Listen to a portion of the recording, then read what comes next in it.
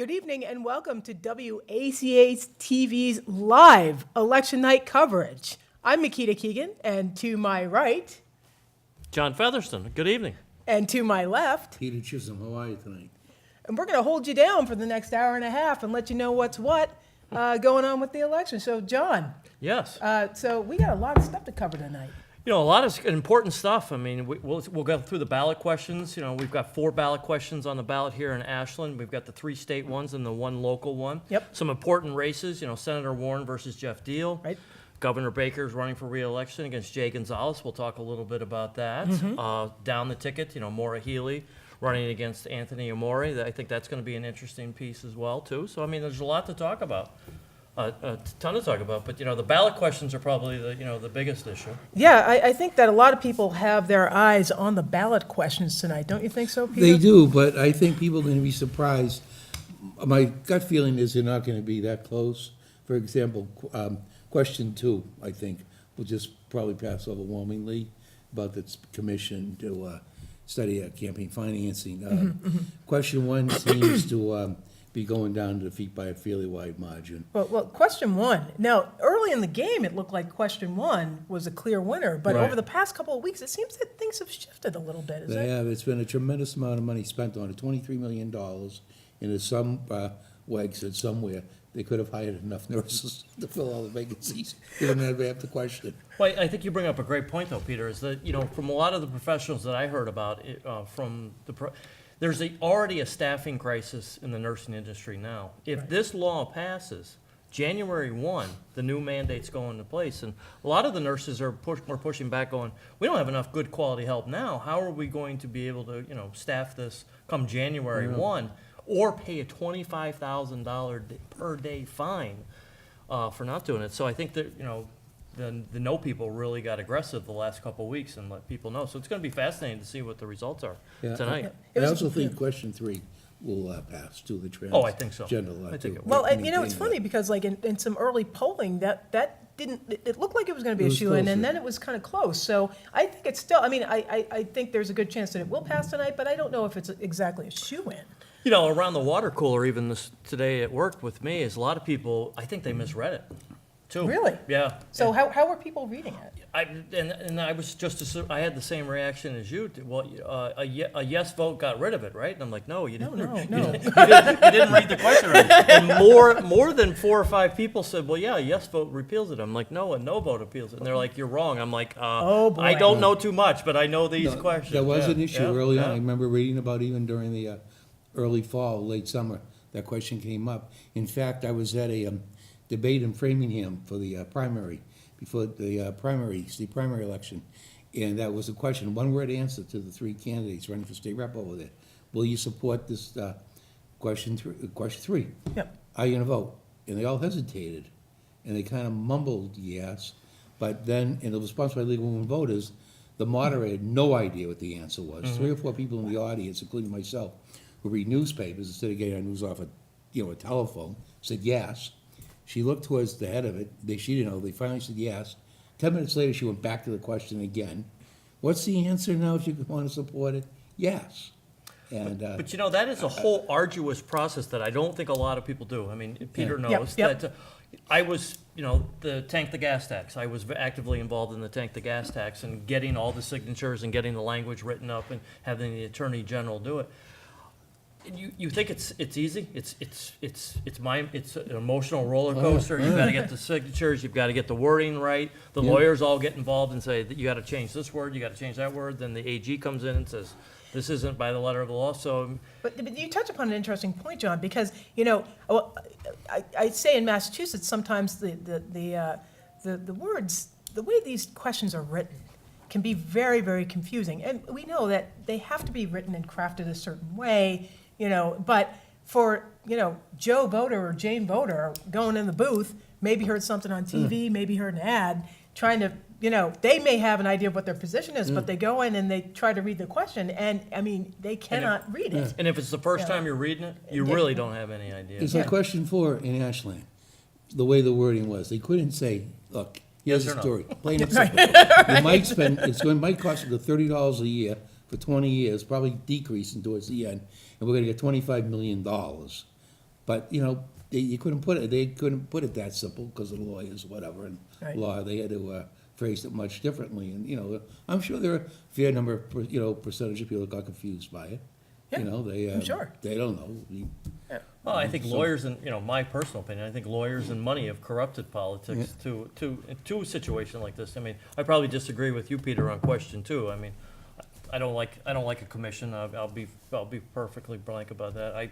I want to get money out of politics because you don't get good, in my opinion, you don't get good people when you've got all this money. I actually voted no on it. Oh, did you? Because, Okay. Wow, I'm surprised commissions by that. never do anything. Well, I voted yes I on agree it. with you. That's why I Still voted. I voted yes on it, because, and I will say, Peter, that the thought did occur, like, okay, we're putting together a commission. What exactly deal. does that I mean? didn't do anything. But, I think just symbolically, I felt like I had to vote yes because,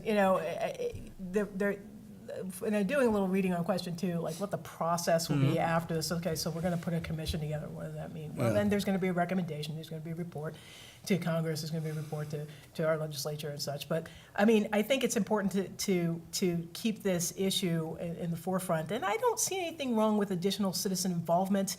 I feel that, question two is gonna require all you have to do, the only requirement that you have to be on this commission is to be an eligible voter, be Yeah. a citizen. So you're going to get a nice. I think there's a potential for having a nice range of opinion from people from different walks of life, not just the lawyers and big businessmen and such, but people who feel that regular voters, perhaps, who feel that the amount of money in some of these political contests and where they're coming in and it's gotten completely out of hand. So And I do agree with you on Yeah. that, but who is the watchdog of the commission, though?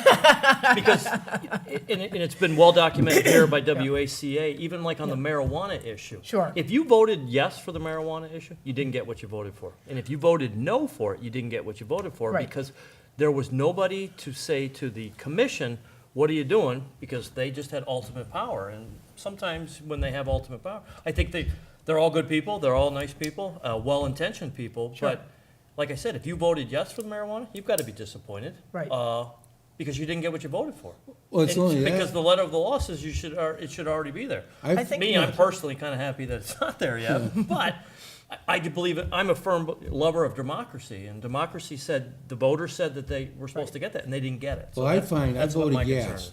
and in Ashland, they voted, this town meeting voted no. Correct. And it's Yeah, like right. ignoring our votes. A majority of the town of Ashland, people that voted yes. And I can't believe the town meeting has the right to say, doesn't matter. That, something like that happens in dictatorships, not democracy. And I just don't, I didn't care for that at all. Well, And I voted for it personally because of the potential for tax revenues in the town, and I don't smoke myself, but, Are we all going to be doing disclaimers like, well, I may have voted for this, but I have not actually. Getting past all that, I think you're bringing up two very interesting policy questions here. Basically, so we put these commissions together, we put these mechanisms together, and then how do we make sure that, the will of the people is actually translated, as we put it up for a vote? We've got people voting on these questions tonight. What happens in the execution? I think that's The devil's in the details, That's yep. the devil's in the details, Yeah. and I think that's actually an interesting topic that maybe we three should get together and talk about a little further at some point, because there are different varying views on how those mechanisms should work. I mean, it's partially a bureaucratic question, and what we can do better, insofar as that's concerned. It's partially, just looking at what our current statutes and laws are and how we're supposed to execute things. I think there's a systemic solution because it's a systemic problem. But that's something that I think a lot of voters probably muse to themselves, not just on the marijuana question, yeah. but a lot of things. Well, we've got Jack Lewis, our representative, Jack Lewis, coming in and joining us in a few minutes. That's right. It might be an interesting question for him as well, though, too, because as I think, social media, electronic media, access to information has changed so fast, and government have been historically so slow to adapt to change. Right. I actually think now that, somebody needs to bring government into the 21st century a little bit, because you can get ahead of some of these type of issues as that you have to do. Yeah. Because a lot of decisions are still made the old-fashioned way, behind closed doors, where people don't have access to it. So it'd be interesting to get Representative Lewis's opinions on something like that, though, too, because I think we should definitely ask him about that. Turning to another Sure. issue, besides the questions, because I think they're gonna wind out to be easier than people think, where the results come in. The couple of congressional races could be interesting. The Oh, third yes. district with Laurie Trahan, Mm-hmm. because it's an open seat, and then the Cape district with Billy Keating Mm-hmm. down there, and, see, I think Trahan wins it and walking You away. think so, yeah? I You do, think so? yeah. I think it's gonna be, if she does. She ran a if good it's big campaign, turnout. good ads. Yeah, I think you're gonna see a big turnout today, because I literally didn't meet anybody today that hasn't voted. The Well, early yeah. voting really helped. It did, Yeah. and actually, I was hearing some stuff out of the Secretary of State's office this morning. I think that, I don't want to spread misinformation, but that's early on, I think he predicted a fairly large turnout for a midterm Yeah. election. We'll find out if that. I think actually it's gonna turns be out a to record year. I Yeah. was blown away this morning. I voted about 7:15 Okay. this morning up at the high school, and I was blown away by how many Were people. there lines? I voted early, There was so a lines at 7:15. there was never a line at 7:15. Exactly. That's the reason why I typically vote that early, so I can get in and get out. There were Yeah. lines, there was traffic. Whoa. And then the people we'll see here today, the Yeah. WACA's crew did some videotapes earlier today. The traffic just getting in and out of the high school in the middle of the afternoon, in the pouring rain, Okay, it was a great turnout. I have to say, when we've been on this desk before for different elections, and we've talked about, we basically almost pro forma build like maybe a 10-minute segment on why haven't people come out to vote? This is very important. I am very pleased that for this particular instance, well done, Ashland.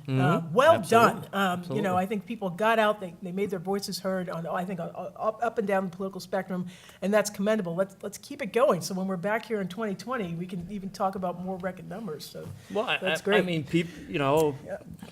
I don't know that we want to venture off into this topic of the president, but the president is probably stimulated a lot, good or bad. Good or bad, Good or yep, bad, he's yep. probably stimulated a lot, the great voter turnout today. And- And I think it's great. In one way or the other, I think everybody should vote, so I'm excited about it, so. Yeah, I mean, we can't avoid not talking about the president because he's the president. He's a factor.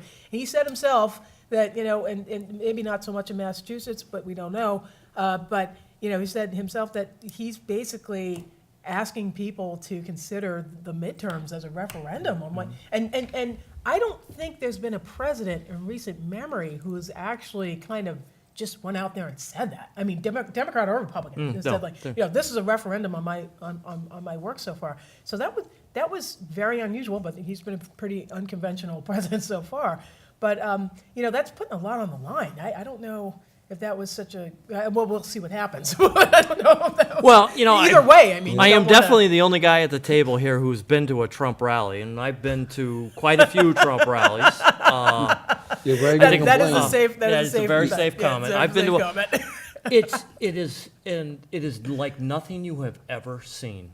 And I remember like when then candidate Trump came to the DCU Center in Worcester. I was taken back on the floor, and I was there covering it for my radio program. How many Union Democrats were there and were telling us, I'm a diehard Union Democrat and I'm voting for Donald J. Trump. And I'm sitting there going, you are? I was stunned and shocked by it. The emotion in the room is not like nothing I've ever seen. And I've had the pleasure of going to, when John Kerry ran for president, I was in the room in there. Bill Clinton came to Framingham, I was there. And I always thought those were probably the two best things I've ever seen. And I'm not talking, take the politics out of it. I'm Sure, just sure, talk- we're just I'm talking about the human room- emotion in the room and the stuff like power that. in the room. And then you look at like the rally he had last night in Missouri in the pouring rain. He Yep, had I saw that. lines wrapped around Wrapped around the building, And I'm yeah. like, wow, what is going on here? Yep. There's a faction that, and I don't like to use the word, but that hate Donald Trump. Sure. And there's a faction who loves love Donald Trump. Yeah, So yeah. it's, Yeah. has it divided the country? Yeah, I think it has. It And has. I it mean, has. I've seen a lot of emotion. I've been to a couple of Obama events, and some Clinton events as well. I've never been to a Trump rally, so I can't. I mean, unfortunately, we can't compare. But there is something like when you've got a group of people who believe in a candidate and believe in a candidate's message, the energy. There's a different kind of energy. It's not just like kind of like pro forma, party lines go this, go that. But when they really believe in that individual, there's a difference. There's a difference in the way people even process that candidate's messaging. and it's palatable in the room. So, I mean, I believe you. I mean, it's true. I mean, even if just watching on television, you can see the emotion at these rallies, and a lot of people are very devoted. So, but I was gonna say, since you were mentioning Clinton and the Trump there, I was actually in a room when a candidate for president called the White House to concede. And, Okay, you gotta tell that story, come no, on. I did advance work for Mondale years ago. Okay. And I did the hotel advance. And that evening, he went upstairs to meet with his main, principal contributors, fundraisers, up in a ballroom, and then came out of the room, and he said, "Where are we going?" I said, "We're going downstairs." And we walked downstairs with some agents to his suite. One in the suite, his family was there. A couple of staff joined him, and he went in the bedroom, and he called with his wife, and he called the White House. And I said to myself, he came this close to history. And, but, you win some, you lose some, of course. And but it was exciting to be there. On a human level, that must have Oh, been yeah. very powerful Yeah. to witness as I knew well. him very well. I mean, I worked in Yeah. 84, and then 83, 84. Oh, yeah. Okay.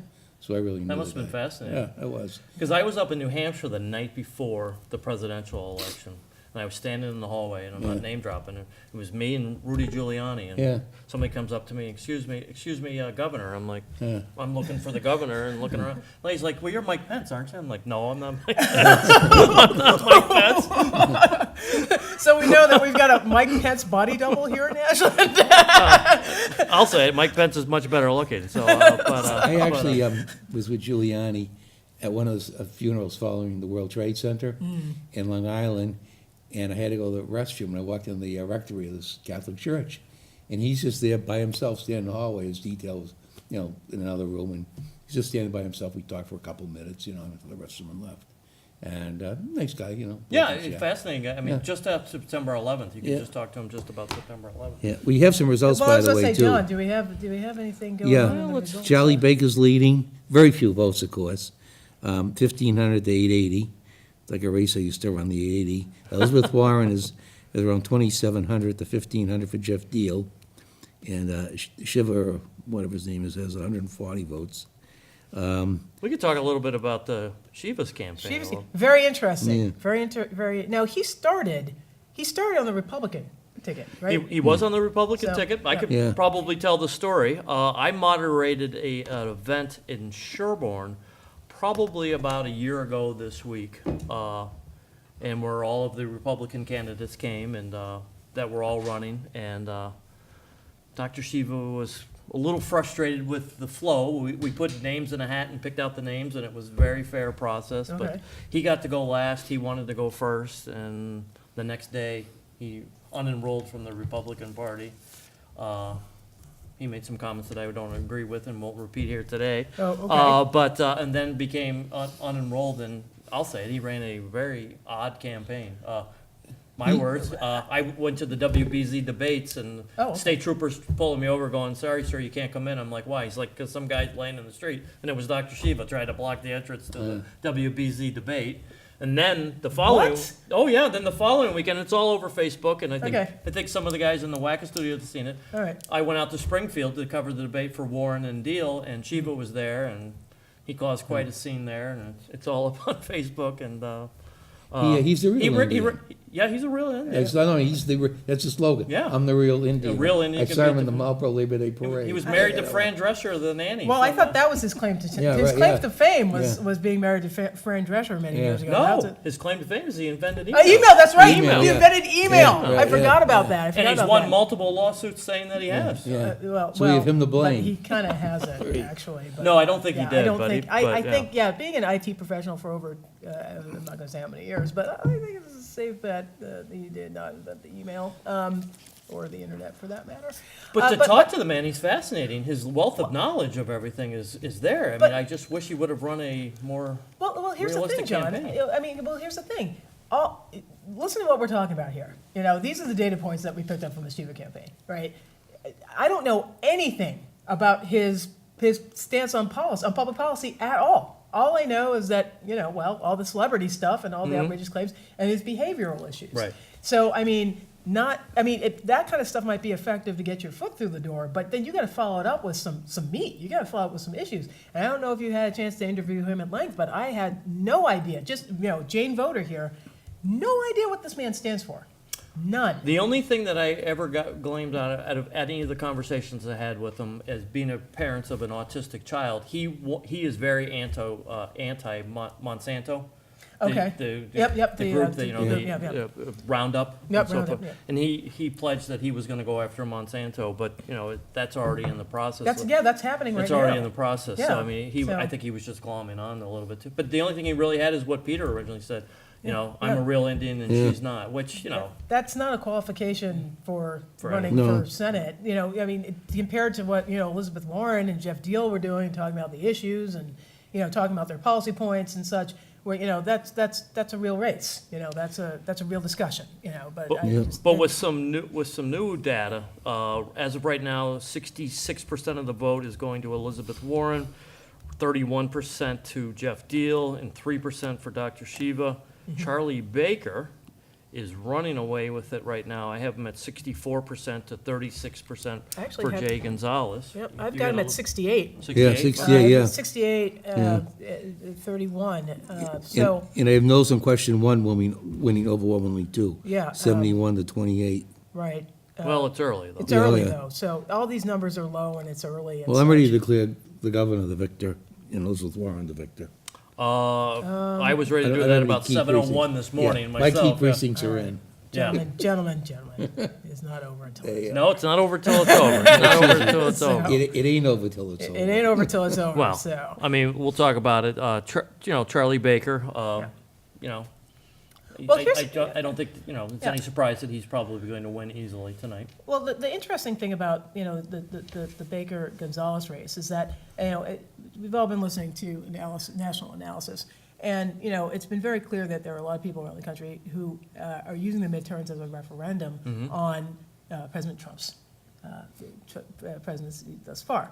In Massachusetts, that seems to be the case, but it is not, according to the information that we have right now, they're not seeing Charlie Baker as a proxy, nor does it look like people were going down ballot. Now, if you look at the Elizabeth Warren numbers, I mean, it would seem to indicate that you've got some people who were voting for Charlie Baker and Elizabeth Warren. I think you got a lot of I that. think Oh, yeah. I think that's what seems, at least early on, that's what appears to be Well, I happening. think we have to kind of talk about it because it is Yeah. the elephant in the room. Yeah. It's no surprise to anybody at this table. I'm friendly with Charlie Baker. What? Wait, John, I know, oh, yeah. I knew. I'm also a Republican, but I take What? I take a lot of flack because I am more of a Charlie Baker Republican than I am probably. I don't even think Donald Trump's a Republican. I think he's Donald Trump. But Oh, but we could talk about it a little bit. he is but- tarnishing but your brand.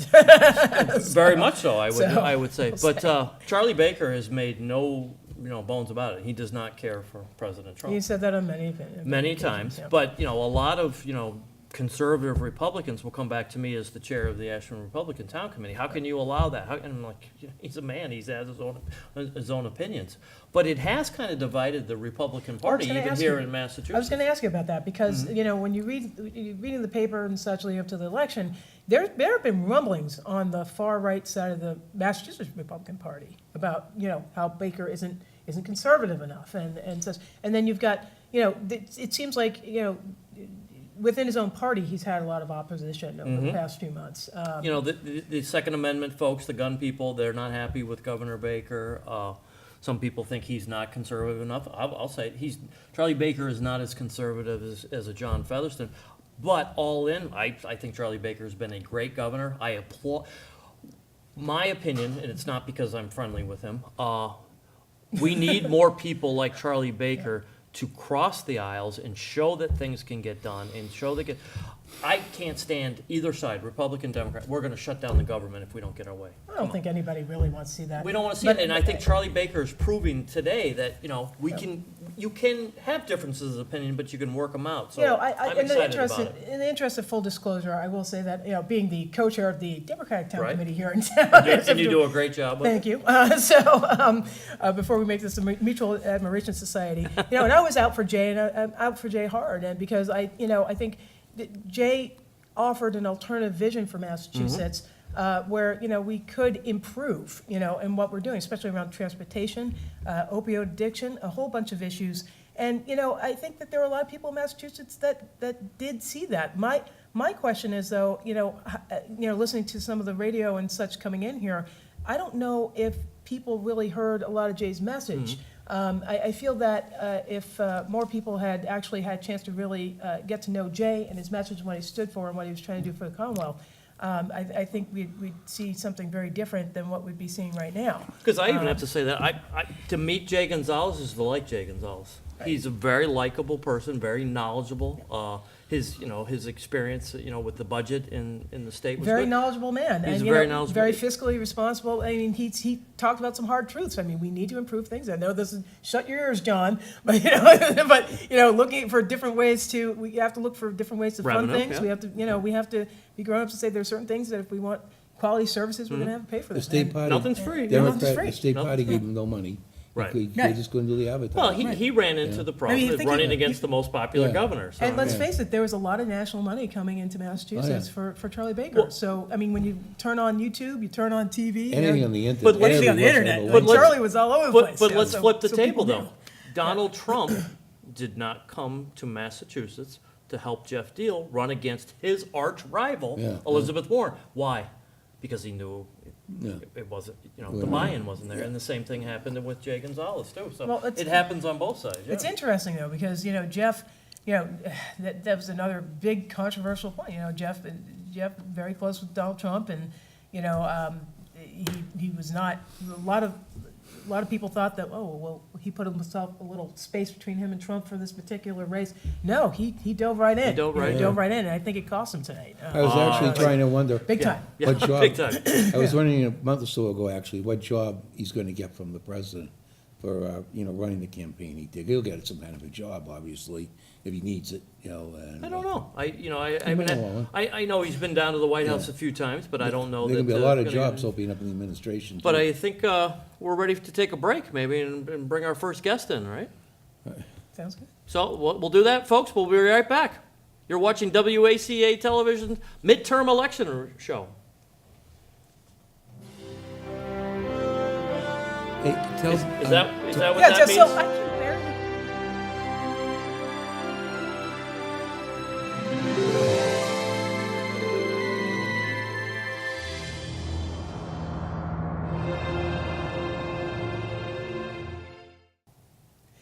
And we're back. Joining us here in studio live is Representative Jack Lewis. Hi, Jack. It's great to be here. Thanks for doing this. Good to have you here. Crazy day, huh? It was. It still is. We still have a nice evening ahead of us. We do, we do. Heading into Boston, I take it? No, as I was saying before, I was gonna head in, but then I saw your email yesterday, and I said, well, if John invites me to come on the show, then I should come here. So Well, that's very nice. Elizabeth Warren will have to have her rally without me in Boston, and when I leave here, I'll go home and put my kids to bed and stay up. I'm sure All she's politics a- is local. All Yep, politics politics is is local. local. And, when you And get I'm an sure, invite from John, you- I'm sure Elizabeth is crestfallen, but she's I going to know have to she- get through tonight it's without true. you. It's And, stay strong, Elizabeth, stay strong. So, Hey, and I want to, mention before we start talking with Jack about some of the issues, results. Jack, I know, has been very active helping other House candidates. Yes, I think yes. you were up to Leominster today, you told me. Yes. And, some other spots, just helping, trying to help fellow Democrats. Good for who you. have yeah, tough what fights, have you been up to? So over the last couple months, I've been door knocking locally. I've been helping local candidates. But when I have large pieces of time, I've been trying to be strategic. Allies that I've been working closely with in the building, that if I want to get things done for Ashland and Framingham, I know they need to get reelected as well. One of them is my good friend Natalie Higgins up in Leominster. So I was up at 5 a.m. this morning and headed up there and worked the polls for her for 6 hours, and then Nice. made about 4 hours of phone calls before coming home and helping kids with their homework. But my understanding, my belief is that I've tried to be the best rep possible, be as many places as I can for the last 2 years. People, I've been knocking on their doors over the last couple of months, even though I don't have a declared opponent. But I've also been trying to be intentional about where I need to be and where my time and energy can help the values that are important to me as well. And Leominster has been one of those places I've been spending some time. Good. Did you go to Winthrop? I did not get to Winthrop. Yes. That's just a joke. Yes. He was unopposed. He was unopposed as well, but yeah. Oh, okay. All right, so. And I've been waiting to try to see the results, so I'm going to try to resist looking at my phone. You have your computers there. Yeah. You're going to see the live results. I'm hoping to get a lot of texts from colleagues that are having the results they've been Well, working maybe John for. can give us a little update on some of the races right now and some of the questions too. What's coming in? Anything shift since we? Still early with votes. Charlie Baker, about 69% of the vote to about 32% for Jay Gonzalez. Question 1, the no vote is about 69 to 31%. Question 2, it looks like 74% yes, 26% no. Question 3, which I'm anxious to talk to Jack about, is 71 to 28 affirmative. So a lot going on. Elizabeth Warren, 61% to Jeff Deal, 36%. So really no surprises, I don't think. Jim McGovern got a sizable lead in his race as well, too. So Okay. Catherine Clark is 66% to John Hugo, 34%. So, and Seth Moulton is Well, yeah. is doing very, very well. Yep. 67% to Joe Snyder. It's 29%. So interesting. I think a lot of these results too, in the congressional fights and the gubernatorial election, might be, start putting ideas in the people's heads about 2 years from now, when Senator Markey's up for re-election. Yeah, There's a lot absolutely. I've heard people talk about Seth Moulton, I've heard some people talk about Charlie Baker. One never knows in this business. 2 years Now, is a long time Actually, in politics. gentlemen, yes. I'm going to ask you to refresh your web pages because I'm getting a result on WBUR right now that says that Charlie Baker is coming in at 40 with Five. 2%. With 2%, 16% reporting right now. Jane Gonzalez is picking at 54%, and What? Charlie Baker is picking at Wow. 40, It's on the globe. 45. So, like I said, no, it's early, but that is a very different result than what we were seeing earlier this evening. It depends, the Because the I'm a communities BUR that too. report Yeah. early, If you if they might be Democratic communities. Strasbourg, Yeah, well, Cambridge, Could be Kent, parts of Somerville. Boston or. And maybe we Right. would have started with some Republican communities, Yeah. so we may actually have a horse race tonight after all. This is getting This is getting it's getting interesting. interesting. I feel like I need to have a computer or something in my lap. I'm feeling out of touch. I'm going to just play with my phone just so I don't. Well, Jack, like I mean, the since responsible we're one. not here to sit and stare at I'm our joking. computers and talk about But what's we do coming it on, so well. on other news outlets. We're here to talk to you. So, we know that you've been very active, obviously, for Democratic causes up and down the ballot, but we do know that you've been very active with Question 3. And I was wondering if you could tell us a little bit about some of your activities and thoughts around that issue and what you may have been hearing, just within district and going around the Commonwealth talking to people about Question 3. No, happy to talk season. about Yeah. anything, including Question 3. Question 3 was the possible repeal of transgender civil rights protections. And as many folks know, prior to being elected, I was the executive director of a nonprofit, Yep. specifically working with LGBTQ young people, predominantly. Probably about half of the youth we worked with were transgender or gender nonconforming in one way or another. And I remember these conversations back in 2010 and 2012 and 2014 when our youth realized that even in Massachusetts, while they might have the right to marry someone of the same gender, that their rights as transgender Americans weren't protected. And we actually worked with youth when the legislature passed the first attempt at full protections a couple of years back. Our youth went and lobbied, our youth went and wrote letters and made calls. And then just a couple of years ago, 3 years ago, when the legislature passed those protections into law, several of our youth, some of whom now are the face of the Yes on 3 movement, went into Boston, sat next to Joe Kennedy and sat next to Maura Healey, one of our local youth, Brandon in particular, who went way beyond the letter writing and the phone calls, but now is one of the faces of Yes on 3. I actually got an op-ed written in the a national newspaper, I'm forgetting which one.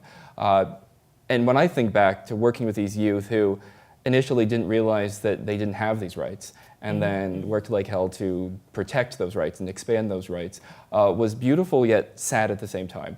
That young people who already had to be worrying about getting fine grades and studying for their driving test and trying to make good decisions now had to advocate for their own civil rights at the same time. Many of them did it and were happy to do it, but I'm optimistic that these results that are coming in are going to hold, that we're going to maintain the rights that we fought to protect, especially for the young people that worked so hard to get them in the first place. Question, I know it's still early looking ahead, but have you given any thoughts to some of your ideas or proposals you may file before the legislature for the next session? It's a great question. So I can tell you that because I didn't have an opponent over the last couple months, what I've done with that time is try to be even more involved in the community, instead of knocking on doors 24/7, trying to show up even more places, but also beginning to develop those thoughts about what we're going to be filing in the fall. I actually had some conversations today with statewide organizations to talk about what are the bills that didn't make it past the finish line this year that maybe need an advocate. Youth health and wellness is something that's very close to my heart. We've adopted our kids through DCF foster care. I used to work with youth that society would consider at risk, making sure that our laws protect them, allow them the skills to make the best decisions. So we're talking about things like how to fight the opioid crisis, but really targeted for young people, how to fight the suicide epidemic that's still taking way too many people's lives. We're talking about reforms that might need to happen in public education, especially around consent. Most of our kids have health classes, but not all of our youth learn about what healthy relationships look like in health class. And I think it's pertinent in these times to be talking about what it means to date someone, and how our language around my girlfriend or my boyfriend and expectations around relationships actually feed a larger culture that can lead to things like assault and rape, and that assault and rape just don't happen in a vacuum, but often how we talk about each other and relationships, it starts way younger than even high school. So those are some of the initial ideas. I was fortunate this summer and last summer to have local high school and college interns. The interns this summer, each of them were assigned a subject to do research on, and it wasn't, I tried to frame it as, this isn't a term paper for school, you're not gonna get a grade, but instead, if you do the research and if it's a compelling argument, I'll actually file a bill based on that research. Excellent. And so we had youth, 15, 16, 17-year-olds who were looking into things like, what is California doing? What is France doing? What is Ohio doing? What could we or should we be doing in Ohio? And some of these ideas like requiring that high school and college IDs have a crisis hotline on the back. Things that don't often make headline news, but California passed an important law last year. So if a youth is ever in crisis, ever having thoughts of hurting themselves, they know that on their student ID or on their classmate's student ID, there's a quick number to text or call. Some high schools are already doing that. I think actually either Ashland or Framingham, it might actually be both, but not every school district is doing that. And so, my thing is, Karen Spilka and I think, work together as a team. My main priority is to make sure that Ashland and Framingham have the services they require, that we're advocating for every revenue stream we can find to support our towns. Sometimes that's $50,000 here for a small project, and sometimes it's $3 million in another bill. But at the same time, we need to also walk and chew gum. And there are these issues that aren't always the attention-grabbing. They're not the things that are necessarily going to make any of us a household name because of this earth-shattering bill we passed. But most of the things the legislature does are done sort of behind the scenes, off the front page, and they affect more people's lives than I think we actually realize. And what I'm eager to do in this next term is to continue to find where the needs are in the State House and find out how my skills and experiences can help meet those needs, while stopping by the senior center as often as I can for lunch and breakfast and showing up everywhere around town when I can, and making sure folks like yourselves know how to get a hold of me. I was going to say, Jack, how can people find out when your office hours are and where you'll be and such? How can people keep in touch with you? It's a really great question. So for folks that are online or on Facebook in particular, we try to get those things out there. We do have a newsletter. We're trying to be better about that. We're also trying to make sure that what we do gets out there in the Ashland papers, gets out there. I'm at the Senior Center almost every Monday for lunch. Not everyone knows that, but if you're at the Senior Center Monday at lunch, you know when I'm not there, because 99% of the time I'll be there scooping the mashed potatoes.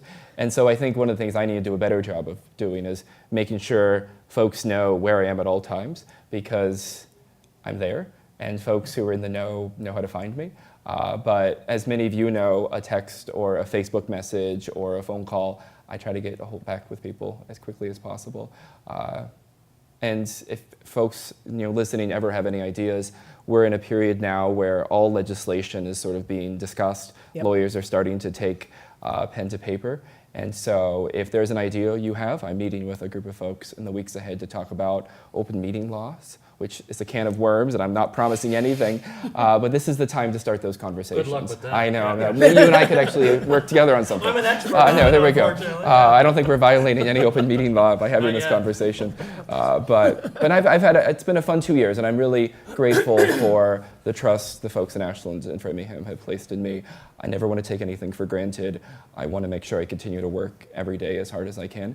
And I hope folks know that if there's ever anything I can do to be helpful, call. Because some of the things as a state rep I can do, I'm still learning what they are. And from helping people with unemployment benefits, to being helped at the RMV, to being connected to other social services, what I'm finding is that when I call folks, someone answers. And if I can ever make a phone call for anybody in Ashland, I'm happy to do it. And I'm happy to keep on people until folks have the services they require. You mentioned working with Senator Spilka Yes. on issues. I suppose in the House, since you're one member out of 160, how well do you work with the other Metro West members of the delegation? And you look forward to working with Maria Robinson for anything too? Extremely well. The Metro West delegation, both the House and Senate side, work so closely together that the lines sometimes between our districts blur. We don't think twice about slipping across the district line to go help David Linsky in Natick, for example, or to help Carmen Gentile in Sudbury. I think as a Metro West region, we can't think of our individual towns as islands to themselves. If we're going to be successful as a region, we need to fight for the entire region, and that's where I think our well-integrated delegation comes together. Maria Robinson is going to be filling big shoes that Chris Walsh. I represent a third of Framingham. Maria Robinson represents most of the rest. She and I are going to be working very closely together. We'll have actually a special announcement about a way that we're hoping to be more present in the community, which I'll hope to announce in the weeks ahead. But I'm excited. She and I have been talking probably a couple times a day since she won her primary, and I'm assuming when I check my phone here in a little bit, she'll have a positive result from her race as well. I have one final question, Okay. at least from my part, in the bipartisanship. I know that one of Chris Walsh's big pieces of legislation before he passed away had to do with, Dyslexia? a Okay. trail or environmental issue. Yes. And I know that Hannah Kane was very close to helping him on that. And I was wondering if you folks worked with her at all. I know in different parties, but I know there is a fair amount of bipartisanship at the State House. No, I was listening to you before I came in, and you're right, the legislature does have a Democratic supermajority, but the Republicans play an important role in the building. I've actually become closer friends with some of the Republicans than most of my colleagues ever thought possible, including some of the most conservative members of the House. We share an office suite, and like it or not, we're going to be working together, and I have found some good friendships from those experiences. I'm actually trying to figure out some bills that I can file with one of my friends who's probably the most conservative member of the House if he wins his election today, just to show that on some issues, many issues, we can work across party lines. But Hannah Kane is a perfect example. We're hoping to honor Chris with a memorial trail. We were able to set aside some money in an environmental bond bill. There's still a lot of things that need to be done, but the minute we passed that in the House, she walked over, we had a conversation about what role she can play, especially as it relates to the governor releasing those funds. Because as I said, and I think as all three of you have said, on many of the issues that face our communities, the partisan red, blue, Democrat, Republican lines aren't as firm. And at the end of the day, I and we just need to do whatever we need to do to make sure Ashland and the greater Metro West region have the services they need. Before we go to a break, I mean, I Yeah. just got to give this young man credit. Young, thank you. I've never seen anybody work as hard as this guy does. You pick up the phone, you call him, hey, I need you to come to an opioid meeting. He goes, what time and where? He never says no. He's always out there. He's touching the community. And I want to applaud you for it because, I'll be candid, when you replaced a well-known person like Tom Sanacandro, okay, what are we going to get here? Your work ethic has to be commended, and you're doing a great job, and I think, Ashland and Framingham are lucky to have you. And, you know, I'm saying that across party lines. I mean, you've added a lot of value to it, and I applaud you for it, because it seems like, I see your sincerity. It comes through in your work and everything. Maybe I don't agree with you on everything, but I just deeply respect everything that you're doing, and I want to say that. And we do have to go to a quick break here, but we do have a little bit of breaking news. AP is calling the race for the governor. The governor has run re-election, and Senator Warren has won re-election as well, too. And that's coming from Associated Press, so. Yep, and that was it was closer than anyone had anticipated, because earlier in the evening, I think the governor was leading by almost 70 percentage points with very few districts reporting, and now, even though it sounds like AP's calling it, Jay Gonzalez has come up to 46%, Charlie Baker around 53%. So But Elizabeth Warren is just pulling away. Elizabeth Warren has galloped away with her reelection results, so congratulations I to have her her. at 75-21. Right Really, now, I don't have those. I have 71-25, but Wow, yeah. So that's and the ballot questions. It looks like question 1 may be going down for defeat so far. There's only 2.2 reporting, but the no's are winning by about 64% right now. So that was another thing we were discussing before you came on, Jack. Just some of the issues around that. But before we go to break, any closing thoughts? Yeah. No, I look forward to working with you all and the larger community over the next 2 years. This has been a fun ride. I've really enjoyed myself. I come home most days and I'm on cloud 9. I'm having so much fun. I love being able to do this work, and I'm just so grateful. Ashland is a community that has been even way more open and accepting of somebody like myself who may live just across the border in Framingham, but you've welcomed me with open arms, and I sing Ashland's praises probably far too much in Framingham. I kid you not. But it's a community that really works together. Folks are rowing together in the same direction. And I know that doesn't come easy. I know that's not without years and years of hard work.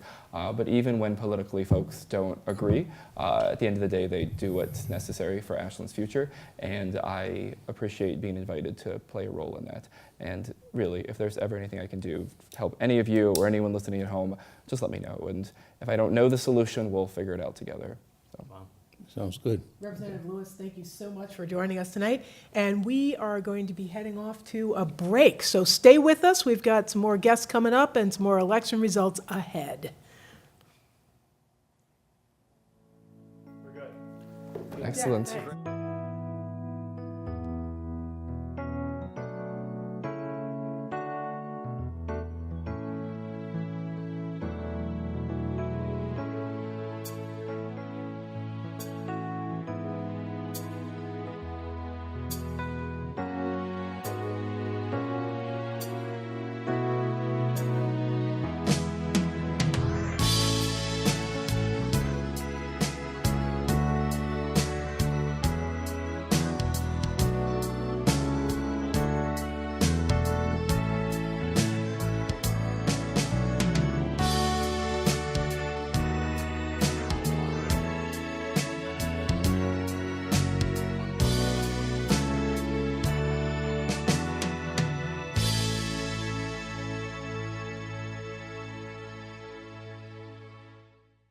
Hi, and welcome back to the live coverage of the midterm elections, 2018 election.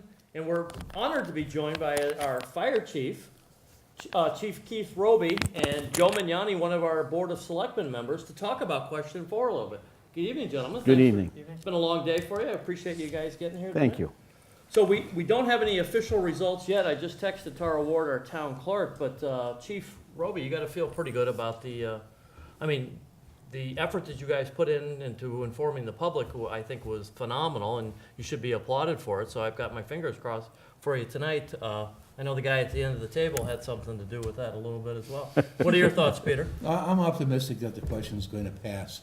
And as I said earlier, And it should, yeah. before we started tonight, it was interesting to see the number of towns around the eastern Mass in this region that have questions on the ballots today for police stations, fire stations, combination, and the amount of money being appropriated versus our 3.5 million or whatever that we might need.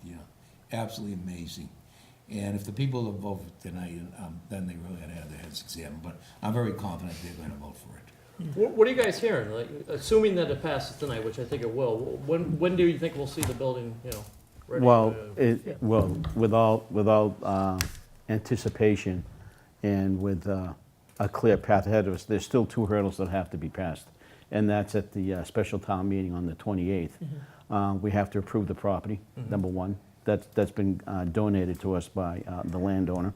And secondly, we have to appropriate the $3.5 million, which would be the debt exclusion to do the design and engineering costs, which is not included in the grant money that was given to us by the state. And there's a reason why. The town, the state wants the town to get invested in it, so there are certain things that need to be done that the town has to follow. That was one of them. The other matter is there's a change in zoning that needs to be done, because the property would be used 24/7.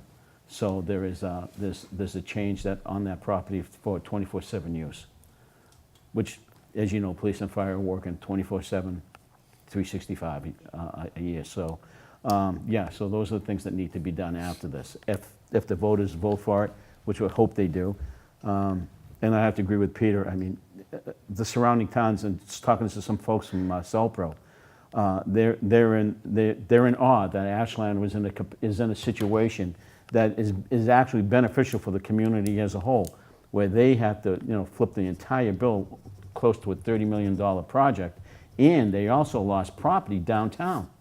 That the property was also deeded to the school that was part of the agreement. So they lost on 2 ends. We haven't lost anything. What we hope to gain is the parcel, which we have already been granted, and the $25 million, thanks through all the efforts that Senate President Spilka put forward for the town. So basically, the bottom line is it's $30 a year for the next 20 years. It comes out to like 8 cents a day. But Mike Herbert's comments and his calculations were in the next 3 or 4 years, you'll be seeing some debt exclusion projects off the ledger. One of them being the high school.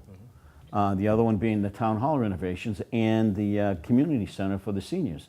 Those 3 projects will be coming off the debt ledger, which is roughly about $300 on the tax bill, that's sizable. Yep. That's a sizable amount of money. Huge, yeah. So in exchange for that $300 to put $30 back into it for a new public safety building, It's a no-brainer. well, to me, it's a no-brainer, but you know what? There are some people out there that are on fixed incomes. Oh, wait a minute, I am. But at the same token, it's something that needs to be done. And we've had this, John, you've been on the board. We've been discussing this for the last 10 years. 15, yeah. Well, Yeah. roughly now, yeah. And, when I first got on the department back in '77, I don't think you guys were born yet, but, Oh, yeah. well, if not, you were very young, extremely young. And I would venture to say that the building that was designed was an architectural design. It looked great, but it wasn't a building that was built for the use of a police station. It was designed nicely, it looked beautiful, but there was no true police functions for that building. It was antiquated even before we walked in. I remember when somebody told me that the building was built in, I think they said in '78. I'm like, what, 1878? Yeah, no. I mean, the only thing that really was of any value was the copper roof. Copper roof, yeah. Right, so, Hey, Chief, just so people, not everybody knows, where is this building going? So people can kind of get a It's visual going of to it. be East Union, right by Waverly Street. Old Town, people will know it as Clocktown Liquors, the old site. Currently owned by Fafford, but Fafford has donated the land to us. So it's actually a great spot. Ultimately, we reviewed a couple different sites. That was the one we picked due to the fact it's so close to the bridge. So Ashland's got railroad tracks that divide us right now, so that makes it critical for us to be on one side or the other if an incident happens. And we can't get stuck at the tracks, which out of the Main Street station often happens. We come out, take a right, and see the train, we got to back up and then head for the Fountain Street Bridge. So it gives us a good opportunity for response times to have that bridge there. It's a main road, it's pretty close to the center of town. So, one of the studies that was done, well, we had 2 studies done, and each study, there were 8 years difference between the 2 studies. when we're seriously thinking about building a combined building. Both studies suggested that that was the prime location because it was almost geographically dead center in the town. So you'd have equal response times to the south side of town and to the north side of town. With, like Chief Roby said, that the Fountain Street Bridge is key. God forbid there should have been a train derailment in the downtown area with some of the hazardous materials that are on some of these trains that are being shipped here, there, and everywhere. I mean, that could have disabled both buildings. Right. And then you're in trouble. Sure, yeah. Then you're in trouble. So taking all that into consideration, we figured that was one of the most safest locations as well. And there'll be some design work that need to be done with the intersection to redesign that intersection, but that's all part of that figure. There'll be no additional cost related to changing the intersection around to complement the new building that will be going there. And then what happens, Chief, to the Cedar Street station and then the one downtown? So downtown, they're hoping to repurpose for another town function. This talks maybe putting a cafe or type something, place in it. The police station's in question what they want to do with it. Cedar Street would stay under the direction of the town, because out back we have training props, we have underground training, basically tunnels like in manholes for underground training. We have the training tower. So we would maintain that site for training. Inside would be, they think, maybe a DPW type place or something like that to turn some town offices into it. So it'd still be great. Mm-hmm. Yeah. And then what are you hearing from the committee itself, Peter? No, I think the committee members are very enthused about it. They've worked very hard getting we've appeared before any number of civic organizations in town to talk about it. They've had the forum downtown last week. We also had a show here we taped that was broadcast on the local cable stations, and I think we've covered our bases pretty well. And now it's just a matter of waiting for them to count the votes tonight. I did want to mention too about the location. When you really think of that location, you know, if you have to, they have to go up towards 126, you just take a right out the door. Going west, right out the door to the left. When you go over the bridge, if you have to go downtown, you can take a left. You have to go up the other side of town, you know, right up Concord Street, past the school there and out. It's just an absolute, you know, 1 in a million type location that's fall into our laps with the generosity of the landowner. And the 25 million that Senator Spilka was able to secure is just another Oh, it's huge. tremendous asset to Yeah, help huge. us undertake construction for the building too. But I think Selectman Mignani brings up a huge piece, is that this is just phase one. Right. People have to go to town meeting to vote this. Right. Yes, And again, this is the highest hurdle.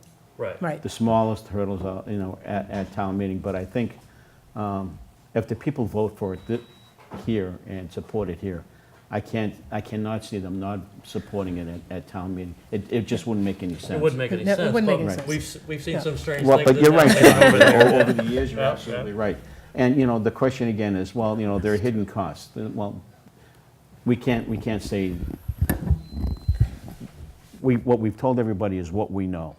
The But you costs know, are. the thing that we can't discount, and not to interrupt you, is back when you and I were selectmen together, we were talking about footing all, and you alluded to it earlier, we were footing this all together, all by ourselves. Right. What Senator Spilka has been able to accomplish is, it's a no-brainer game changer. It is a And no- enough thanks cannot be given to. Oh, her absolutely, power and influence every on time I all see this. her, you know, I always say thank you, and thank you for what she's done for us, because, and again, we've waited almost 20 years for this.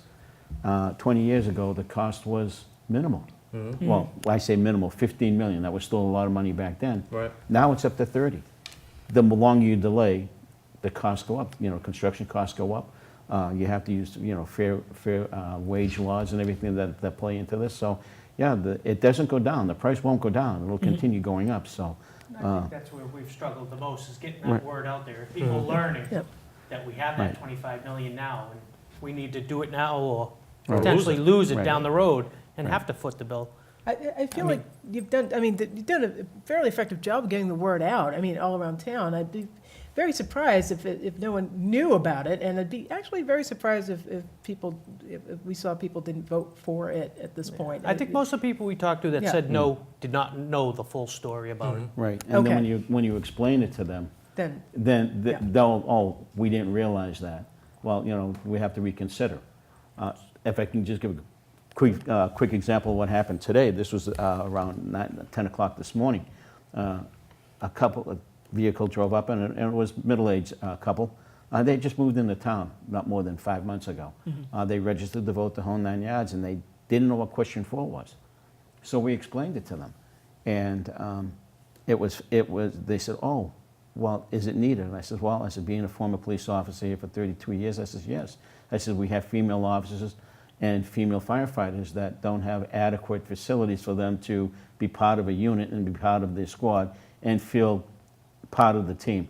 Either they're dressing in a trailer and not in a secure building. And I have my own concerns and problems, as does everybody else that's on the Public Safety Committee and the 2 chiefs cohesively. So hopefully we'll be able to get this passed. And the gentleman just looked up here. He says, "You had me at hello," which was kind of funny, but at the same token, they understood. Right. They understood, and they've been here, like I said, 5 months. But they said, "Thank you." She said, "Well, you have our support." And I said, "Well, thank you very much. We appreciate it."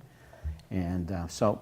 I think one of the most effective things that I saw just in the community, I can't remember if this happened during Dragonfly Festival but being able to tour the current facilities Yes. and Right. to see the conditions that our fire and our police have to work in now, which is, it's a disgrace. These are the folks, we depend on you for keeping our community safe, and, you have to pretty much, try to keep us safe through the conditions that you've been putting up with. You saw the Yeah. station built in 1928.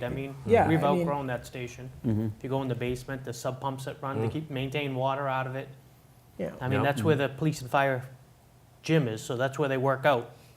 And the floor's wet. You'll see the pumps kick on. It's All the time. inexcusable, Yep. so, but I think that was a very effective. You saw a lot of people come out town and see that, sometimes you just need to see it.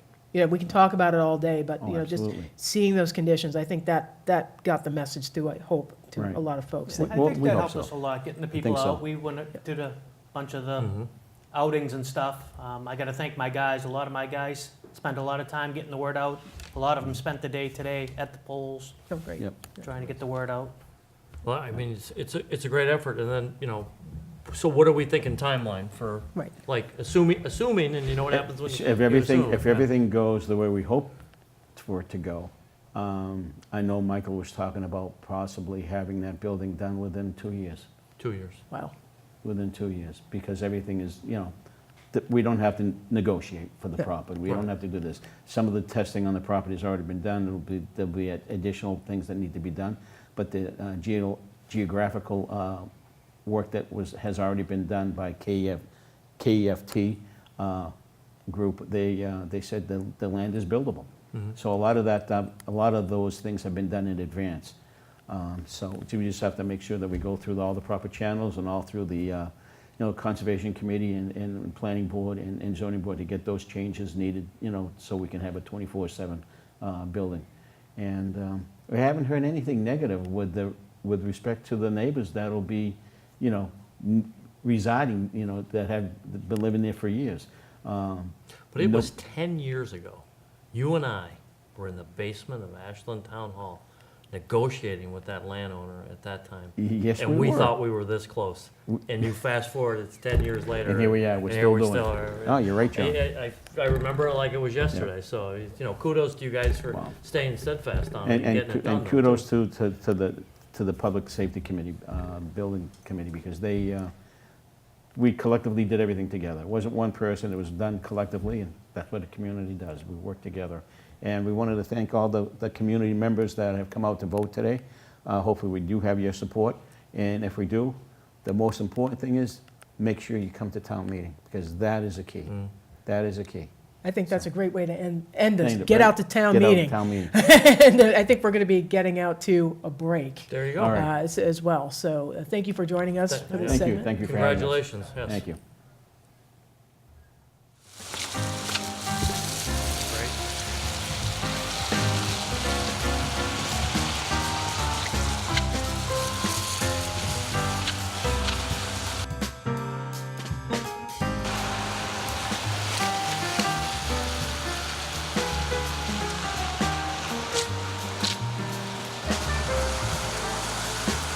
That's our poem.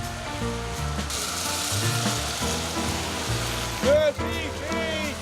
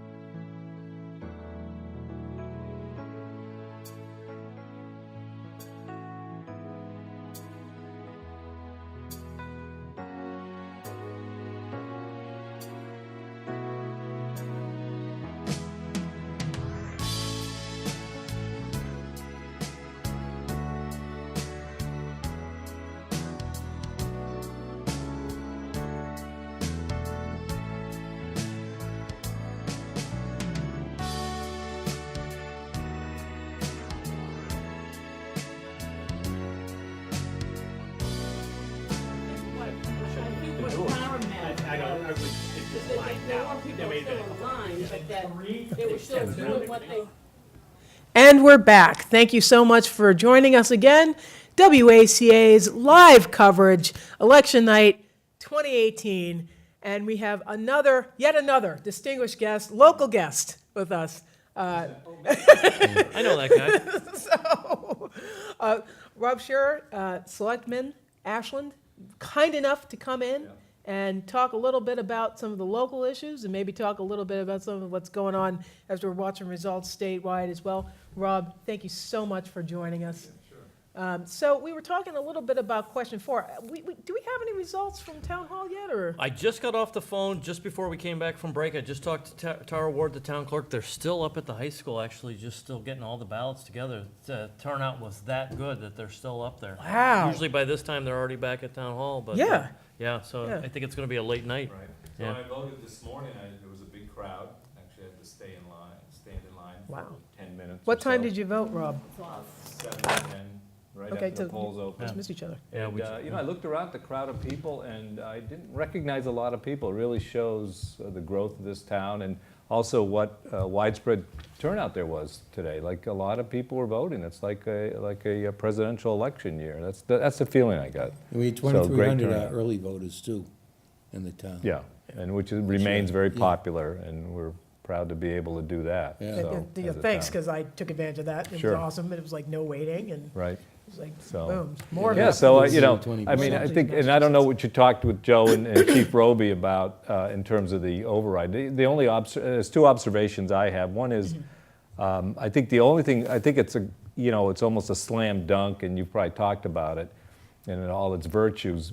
But, I mean, the debt exclusion for the public safety building, the only concern we would have is, like, with such a large turnout, you may get a lot of people who aren't as familiar with the municipal issues as usually vote in municipal elections. So that's the only concern, and I hope we're able to get the word out to people about the basics of this and how much needed it is and what a great deal it is. So, and the other thing I'll mention that I think these guys didn't talk about was I got a really interesting newsletter from the Sustainability Committee who talked about it at length. And in terms of, like, our carbon footprint and energy conservation, a new public safety building is just going to consolidate all these facilities into a very energy efficient building and really decrease our carbon footprint. So there's yet another kind of reason to do this. And just as you look at, if we look at climate change and the need to, battle climate change and increase our efficiency, reduce our carbon footprint and greenhouse gases, anytime you rehab a building and increase its efficiency, you not only reduce costs, but you help battle climate change. So there's the only reason I'm bringing that's in this case it's a small but yet another important reason to do this. If you look at like the trailer they're using and things, the electric heat in a trailer, I mean it's just I'm sure we're spending tons of money we don't need to spend. So this is a really great move. So hopefully it'll sail through. I mean, it hope seems does. like a win It all feels the way like it. around. I mean, Yeah. we're kind of blind right now. I'm going to be very shocked if tomorrow morning, because that's Right. what's going to look like at this The point. only Looking like, yeah. the other story I'll tell Find out. that kind of unique to me, when I first ran for selectman in 1997, 96, that was my first term. It was actually an issue then, and I came out then and said, well, the priority should be to build this school because we needed to build the school. But so back then that was the priority. Well, it's certainly in 20 years it's moved up in the priority list. So I hope it goes through. So Yeah, it's been a long time coming. Joe and I were just lamenting, it was like 10 years ago, we were in Yeah, the even then. basement talking with the property owner going, okay, how can we wrap this up? And it's taken that long. Yeah, the other thing is it's one is a generous gift by Howard Fafford. So and he's made a lot of money off this town. He's affected it greatly. It's good to see him giving back, and so we certainly appreciate that. I gotta ask you this, you really paid any attention to any of the national races? I have, In I, the for, fall? of course, I'm an active Democrat, and so I really have a lot of high hopes for this midterm election that the Democrats are going to win back the House. I actually spent some time in the Maine 2nd District campaigning for Jared Golden, a Marine veteran who's taken on the Republican incumbent, who's has a kind of a no-show. The Republican actually does not live in the district, so. Wait a minute. So how? Which is legal. Okay, You don't okay, have to well, live in the that's- district, This- which is okay, funny. yeah. Which I think is wrong. But like how? But how can you even represent a district?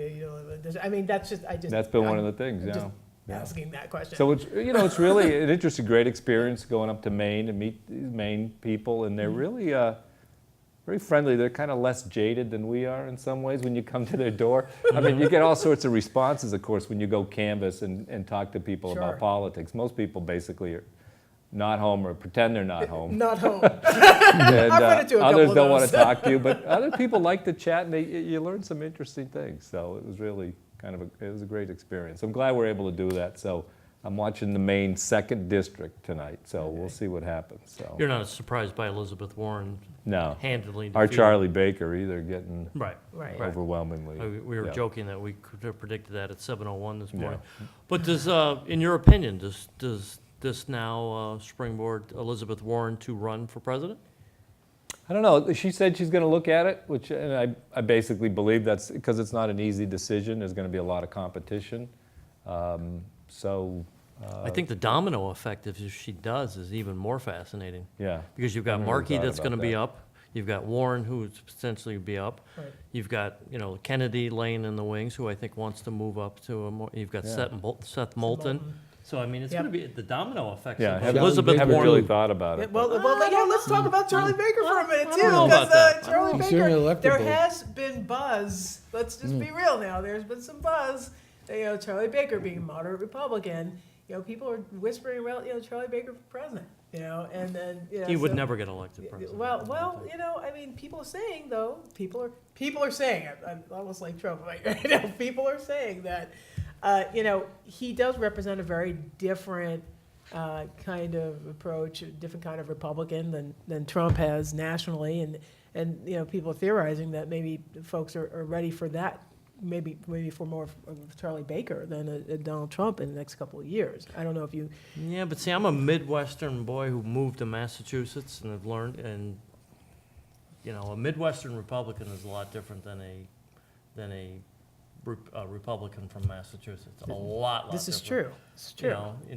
Talking about God, you're talking about guns. Sure, You're talking sure. about a lot of social issues. Sure. it's different. It's different, and I think he might be, as much as I love him and respect him, and I think he might be hard pressed to get a nomination.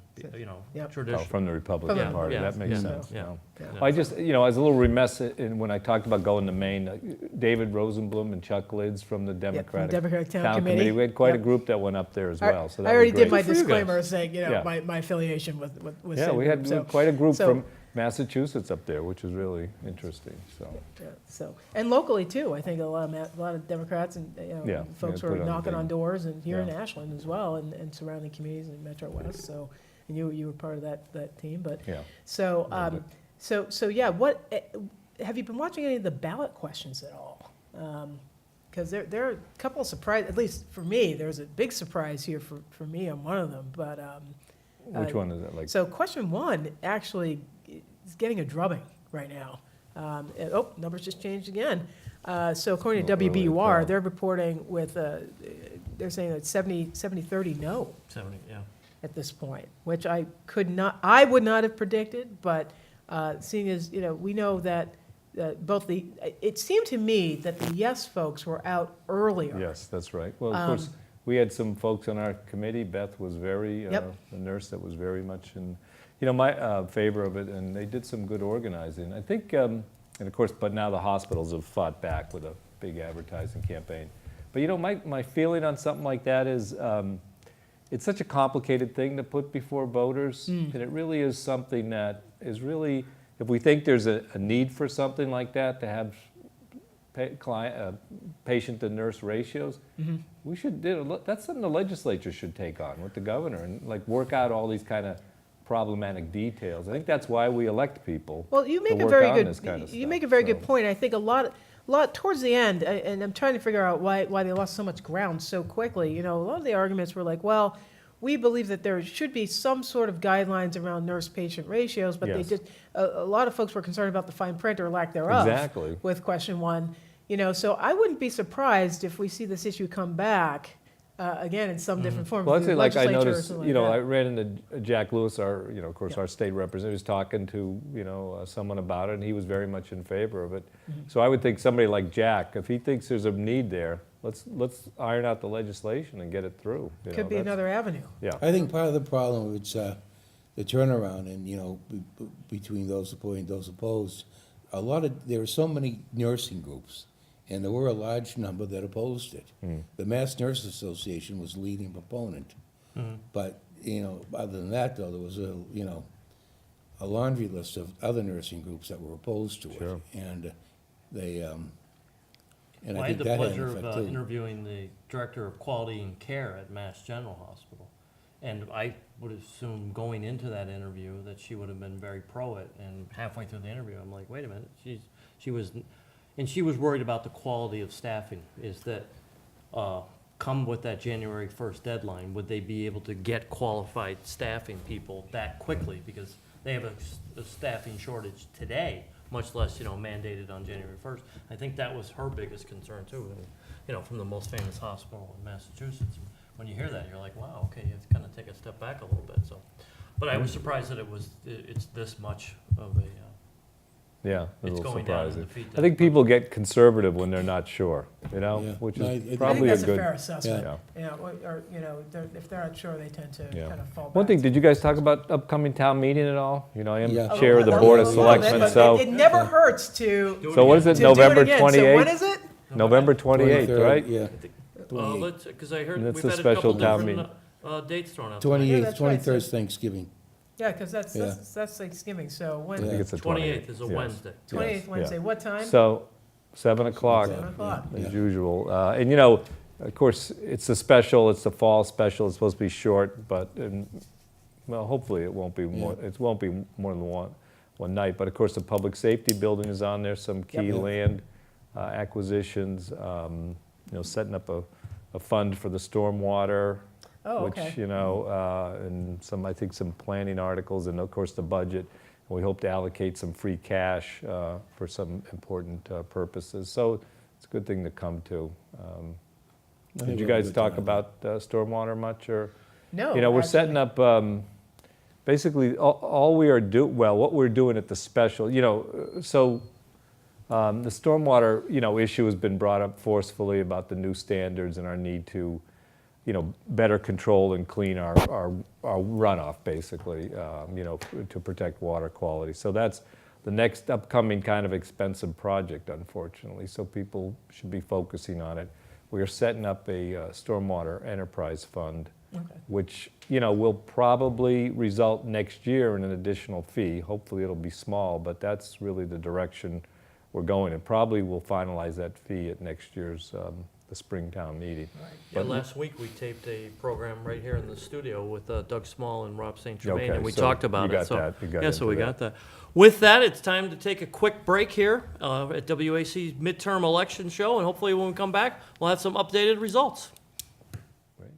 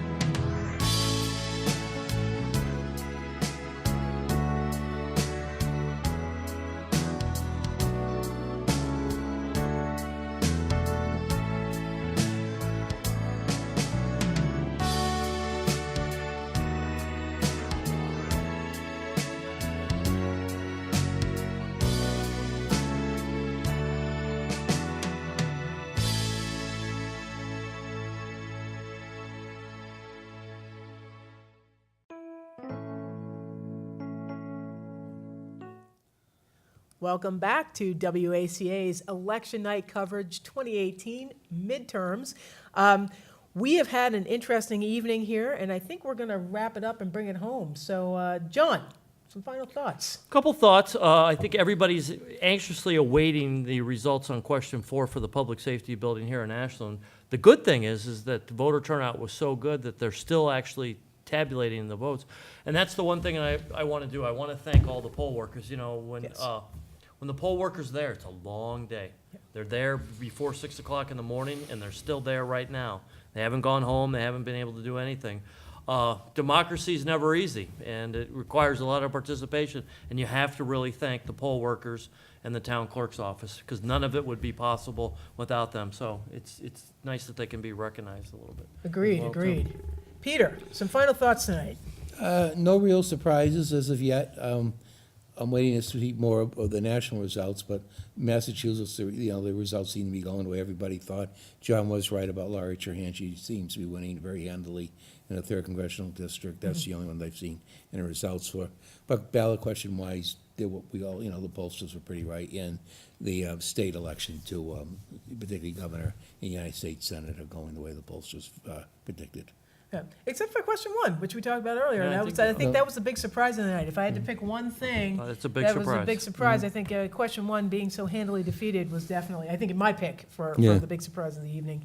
But again, I have to mirror John's thoughts around Ashland. Congratulations to Ashland and the Commonwealth in general for getting out and voting, letting your voice be heard. Thank you so much for those poll workers still working hard up there at the high school, trying to tabulate all of our important votes. But I think we're going to wrap it up here for our live coverage for WACA. It has been an honor and a pleasure, gentlemen, once again, to be at the desk with you. It's always great to work Yeah, with you. very good. We've enjoyed it. And we enjoyed sitting with you. And thank you for having us in your homes, either on Facebook Live or on cable TV, and watching these local election results. Again, get out there. Get your voice heard. And folks, I know 2018, the midterms are coming to an end, but 2020 is around the corner. And with that, It's coming fast. it's coming fast. And we'll be here to take you through it. Thank you so much for joining us tonight. Have a great evening. Good night.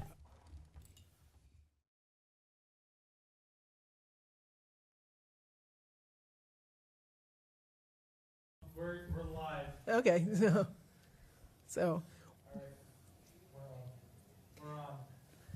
Welcome back, everybody. I know we said that we were done for the night, but we we're wrong.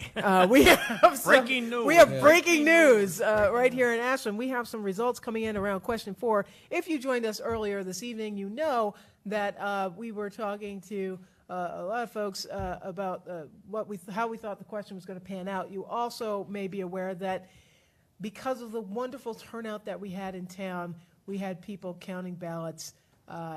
Actually, they were still collecting ballots up at the high school as of maybe even like 30 minutes ago. So normally we get a little bit faster results, but because of our wonderful turnout in town tonight, our question 4 results have just come in.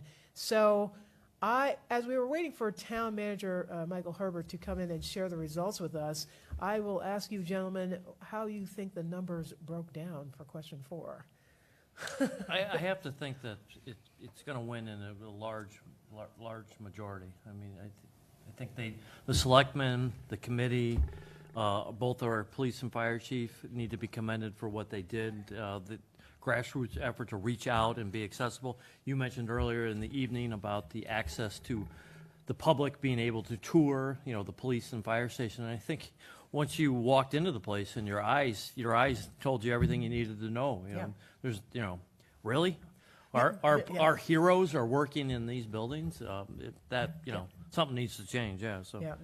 And that's what struck me, quite honestly. That's what I mean. Not that there was any doubt in my mind to begin with, but when I saw the conditions, I was like, this. If you have, honestly, I have some civic pride. I hope that my fellow citizens do too. But if you're going to be proud of this town and proud of what we do here, you've got to be proud of our heroes. You've got to be proud of our fire and police.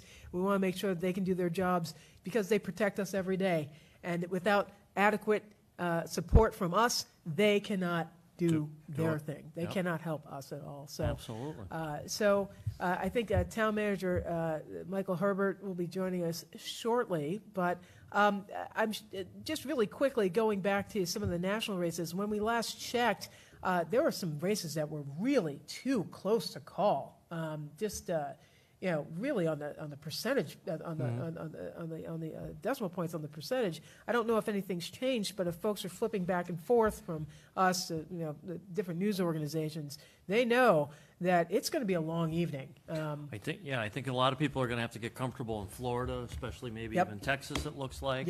One thing we didn't talk about is the former governor from Massachusetts running for United States Senate out in Utah. Mitt Romney was out. That's right. That's right. So we didn't talk a little bit about that. So it's interesting. I was looking when we were in a break, seeing and it's only the polls probably aren't even closed. I was about in Utah to say yet. they're probably not closed yet, but I think he's supposed to have a good night. I think that's what I think it's pretty much. Yeah. He's going to win. Projected to do that, but so that's not probably going to be a cliffhanger. But again, Florida once again. But could have some domino effects though. If he gets elected U.S. Senator, does he run for president? I don't know. I mean, Peter, do you think that Mitt Romney, if he gets into the Senate, he's going to jump up for 2020 that fast? Is he going to run for president? What are your thoughts and feelings on that? No, he wouldn't run again for president. But right now, I'm more concerned about if the Catholic Church is going to allow Billy Boucher Whitey Boucher to be buried at the church. Oh my goodness! I read that story today because there's nothing. I mean, we're waiting here for election results, and I'm just talked out. I'm exhausted. Hey, but fair enough. But I did read a story about Whitey today and what they're going to do with him, and he apparently wanted to be married next to his longtime girlfriend. Mm-hmm. And we'll wait and see how that works out for him. I had the pleasure of having Michelle McVie, who broke the story, Yes. who broke the story of Whitey's passing in prison, and the graphic detail that she went into. Oh boy, on the radio. Oh boy. Yeah. I was reading that in the Globe, and I had to shut it down because I could not. I'm like, they did what to him? Yeah, and the wow. one that cut his tongue out? Yeah, okay. Fill the time here, but yeah. I sent him. But, I mean, I was just like, I was shocked. I was shocked by, But then again, like, how did that? I mean, part of me is like, I don't even want to give the story any more oxygen because, I mean, the more we talk about, they keep saying, some folks say, the more you talk about a demon, the more you give it power, right? But on the other hand, it's a cinematic ending to a violent and troubled life. He caused so much mayhem and horribleness for so many people. It's almost fitting that the story ended that way, and not surprising. Yeah. But on the other hand, why was that allowed to happen? That should have It never been almost allowed seems to by happen. design, doesn't it? It, re- I- I don't want to be a I- conspiracy well, theorist. it's hard not to be. Prisons, prison guards are like one step up from the prisoners in a lot of Well, places. I wouldn't say that. I think we have Oh, a no, it's lot true, of but, fine, yeah. I think we have a lot of fine professional folks who are guarding our prisoners, but, clearly there was some sort of lapse in the system. And speaking of systems, we should probably get back to the fine, well-oiled machine that we are Yeah, and we talk have about a- election results. So right now, we have Michael Herbert, town manager for Ashland, stepping up to the podium to share results on question 4. But first, welcome. Well, it's a pleasure to be here, Makita. Yes. You've got the podium and everything. Yeah. This is breaking news. It's right breaking news, so. Well, I can. The breaking news that I have to deliver is that we've got pretty much record-breaking turnouts. Great. Talk to me about this. Do we know how many folks turned out today? So I think with the first 2 precincts that have come in, we had reached 30% turnout, and Wow. so if that holds out, I mean, you're looking at, probably 75% turnout for a My midterm word. It's Better than election. the presidential. It's incredible. I think if anybody had an opportunity to visit the polls at any point today, they would have seen that it was a steady, busy flow, and it was pretty remarkable to see. A lot of people took advantage of the early voting. 23% actually took advantage of early voting, so that people really appreciated that convenience. I think that's one of the things that we're trying to do as at least in Massachusetts, and hopefully, this spreads throughout the nation, is make it, I don't want to say easier, but more convenient for people to vote. I mean, the world today is a lot different than it was 10, 20, and 50 years ago, and the dynamics are a little bit different, and people just don't have a lot of free time. That's right. Yeah. So, the more convenient you make it, the easier you make it to participate in the civic process, the better. So, more early voting, absolutely. And very grateful for the town of Ashland to have done such a great job. I took advantage of the early voting. I thought it was fantastic. So I hope we do it again. So it's great. So I know Tara is, they're in the process of counting the ballots, and I don't know if somebody wants to reach out to Tara and see if she is at a point where she can give us results, at least of question 4 for the precincts that she has counted. But Right. I think John's got the hotline I'm going to call her right now. to Tara. There we go. It's live television, folks. Live television. This is Anything can happen. unscripted. I might be taking my life into my own hands here. So, So This is real reality television. exactly. there you go. There we go. So, and it's been interesting watching, the results coming throughout the country, and just, Right. just to go, like you said, off script a little bit while John is making his phone call. It looks, I think one of the things that all of us are trying to kind of get back to is this feeling of a little bit more cohesion, or at least a little less polarization. Right. And it looks like just from some of the results coming in that maybe that's not going to happen during this cycle, but hopefully we'll get there. Well, I think it's going to be a late night. Hey, Tara, it's John Featherston. I'm with Michael, and we're live on TV. So, All right, so I've got precincts 1, 2, and 3. all right, give it to us, please. All right, so these are unofficial. Remember that. You're Unofficial. just looking Unofficial. for the bottom line. Is that correct? I'm sorry. You're looking for 4. Yes, please. All right. So let me make sure I get precinct 3. So precinct 1, question 4, yes 943, no 453. Okay. The blanks are 98. Okay, Okay, you got that? got it. Okay, hang on a second. When I go to 2, 2 to 1. trying to hide so nobody can hear me. All right. This is exciting. 2. This is Yeah, this is what I did. Okay. Precinct 2, wait a minute. Hold on, sorry. no pressure, Tara. Precinct 2.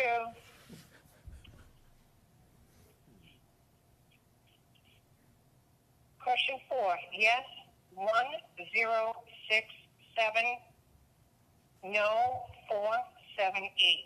Okay, sorry. Hold on. Okay, precinct 3. Okay, question 4 and precinct 3. Yes is 983. No is 458. Blanks are 88. Okay. That's all I got so far. We're still feeding the ballots in. And the reason we're doing that is because there were so many early voting ballots, and there were so many people that came that you couldn't put the ballots in because you couldn't cut the voter. Okay. So that's why. But we'll get to you as soon as we can.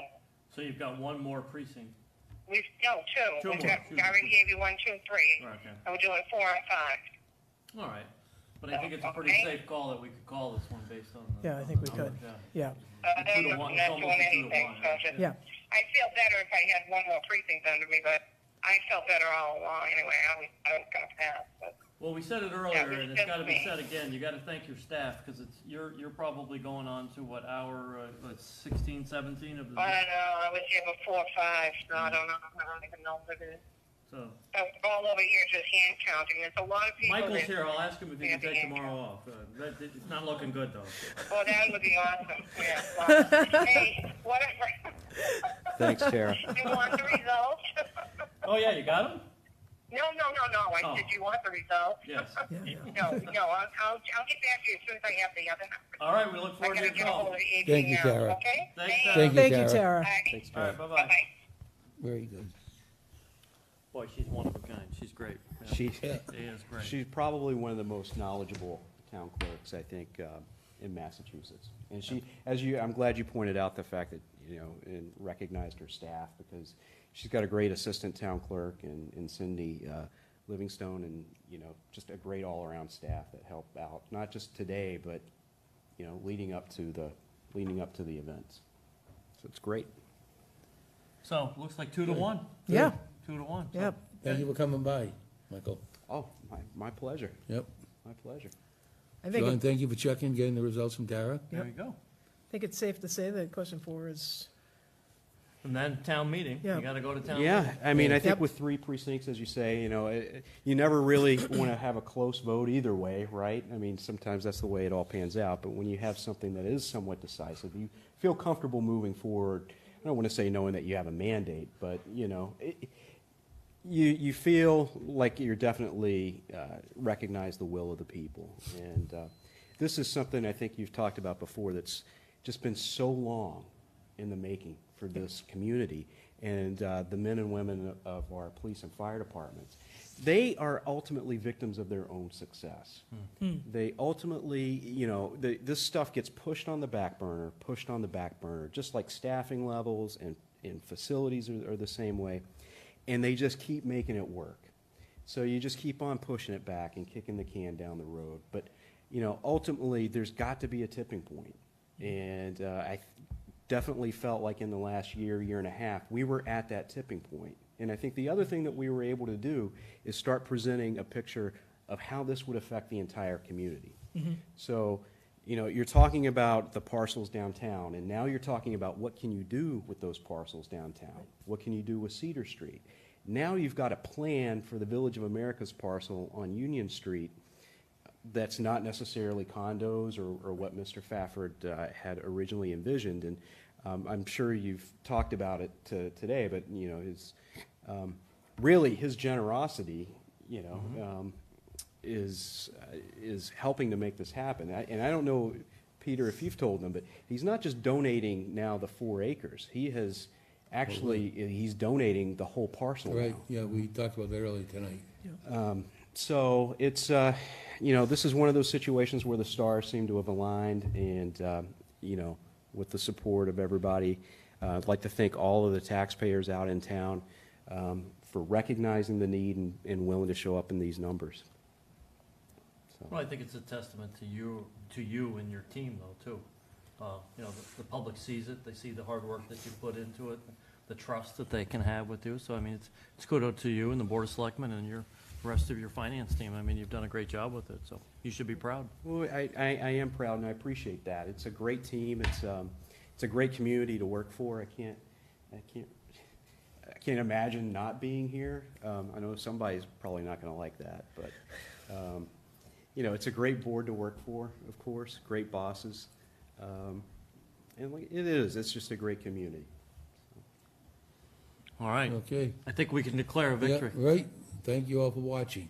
Yeah, I think so. I Yeah. think that's it. That's our late breaking news. Question 4. It looks like it's gonna pass. And thank you, Michael, for coming on. There's a question on Facebook about Fafford and donating the land. Could you speak about that? Sure. Sure. Yeah, so most everybody who's been in town knows that as you're going up to the high school, you see that sign that says on the vacant lot, "Coming soon, Plaza of the Americas." Well, that's been coming soon for like 10 years now. That's about an 11-acre parcel, and Howard Fafford had originally designed townhomes on that parcel. It was identified 10 years ago as a site of a public safety facility. I think the town had entered into negotiations, and the purchase price was just a little bit too much. But over the last year, we've discussed Howard Fafford donating that parcel to the town for the purposes of a public safety facility. And at first, we started off with 1 acre that he would donate, then it spread to 4 acres, and now he's actually willing to donate the entire parcel, so all 11 acres. So it'll be donated. It's at no cost to the town. It will have to be accepted at town meeting because that is a gift that you have to accept. It's an issue in land, and so it does require a town meeting vote. But that is a significant cost that the town does not have to incur, meaning that land acquisition cost.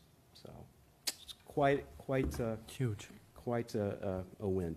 And thank you to the viewer who posted that question on Facebook, and thanks for staying with us. So. Do we have any other Facebook questions, or? Nope, we're saying no. So I think this is it. John, you want to take us out?